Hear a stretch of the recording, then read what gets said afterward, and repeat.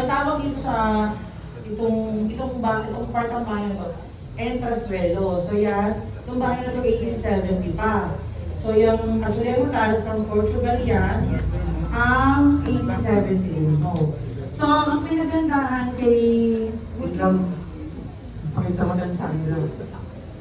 So, ang pinagandahan sa may-ari ng bahay nito, kasi magpipinsan mo yan. Mga Bilobisensya, may Friday, Kamayan, Dads, sila mo yung may-ari nun, yung mga Bilobisensya na yun.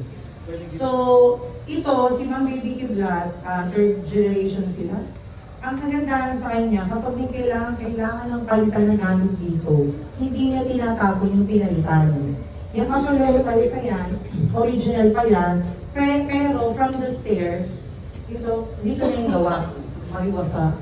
So, yun ay especially made for her. So, request talaga niya na gayang-gaya. So, kita nyo naman, gayang-gaya talaga siya. So, pero yan, original yan. Tapos, hindi lang yun, syempre, hindi na naman natin may iwasan, may kailangan ng paltan sa mga kahoy na yan. And dyan sa tabi nyo dyan, sa may baba, may mga kahoy dyan na mga pinaltan. Yun ang kagandahan kay Ma'am Baby Kiblat. So may Joyce Kiblat ang Ma'am Baby kasi siya.